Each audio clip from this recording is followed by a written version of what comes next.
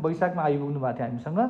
उहाँहरूको उपचारको बारेमा अनुभव के छ आज हामी उहाँसँग बुझ्छौँ है त। ल सर के छ भनिदिनुहोस् त के भएको थियो? हाम्रो बाबुलाई चाहिँ एकदमै वेट नबढ्ने सबभन्दा एउटा अनि त्यहाँदेखि समस्या थियो, कन्स्टिपेसन पनि रहेछ उसलाई। हजुर। त्यो रहेछ। यहाँ आएपछि अब डक्टरको हामीले भेटेर चाहिँ डक्टरलाई भेट्यौँ। ओके। भेटेपछि अब धेरै कुरा सोध्नु भयो उहाँले, अब्जर्भेसनमा राख्नुभयो, यहाँ ब्लड टेस्टहरू गर्दै रहनुभयो।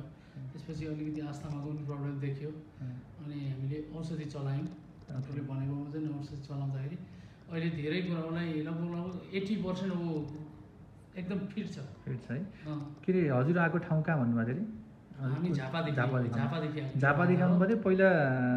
पहिला चाहिँ बाबुलाई त्यही खोकी लाग्ने, कफ सिरपहरू खुवाउने, बाफ लिने त्यस्तै गरेर राखिरहेको। बाफ कतिको लाउने गर्नुहुन्थ्यो? बाफ कहिले दिनमा 3 पल्ट 4 पल्टसम्म लगाएर महिनामा चाहिँ बाफ लगाइन्थ्यो? लगाइन्थ्यो। ओके। त्यो भएको थियो। तर अब अहिले केही गर्नु परेको छैन, रेगुलर औषधि लेखिदिएको खुवाइरहेछ। फ्रेस देखिन्छ बाबु पनि। पहिला यति फ्रेस उसको अनुहार पनि यति फ्रेस थिएन है। जस अहिले हजुरको विचारमा हामीसँग भेट भएपछि खोकी लगभग हराछ? खोकी छैन अहिले। मैले चिसो पनि उसलाई दिएर ट्राई गरेँ। तपाईँले भने जस्तै बिस्तारै चिसो आइसक्रिमहरू पनि एकपल्ट दिएर ट्राई गरेँ, छैन, केही पनि छैन समस्या। अरू मुटु हजुरको के छ भन? हजुरलाई कस्तो छ अहिले? ठिक छ।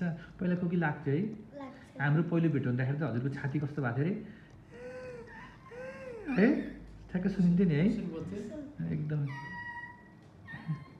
हाम्रो बाबुको त्यही त सुरुमा हामीले झापाबाट आउनु भएको थियो अनि केही प्रश्नहरू सोध्यो, केही जाँचहरू पनि गरेर हेऱ्यौँ भने हेर्दाखेरि त लगभग 100% नै दम नै थियो। अनि हामीले केही पनि एन्टिबायोटिक नदिउँ, जस्ट दमको औषधि प्रयोग गरौँ अनि 6 हप्तामा रेस्पोन्स हेरौँला भन्ने कुरा गर्दाखेरि हामीसँग नियमितमा कन्ट्याक्टमा हुनुहुन्थ्यो र अहिले लगभग 1.5 महिनापछि भेट भएको छ हाम्रो।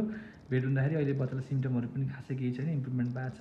त्यस कारण हजुरहरू पनि जति पनि आमाबुवाहरू हुनुहुन्छ बच्चाहरूलाई पटक बाफ लगाउने गर्नुभएको छ, पटक एन्टिबायोटिक खुवाउने गर्नुहुन्छ, खोकी लाग्यो भनेर कफ सिरप खुवाउने गर्नुहुन्छ भने कति तपाईँको रोग नै फरक हो कि रोग पत्ता लाग्यो भने त ठ्याक्क ठाउँमा थाहा हुन्छ र रोग पत्ता लाग्यो भने बच्चालाई सजिलो पनि हुन्छ, दुःख पनि पाउँदैन होइन त।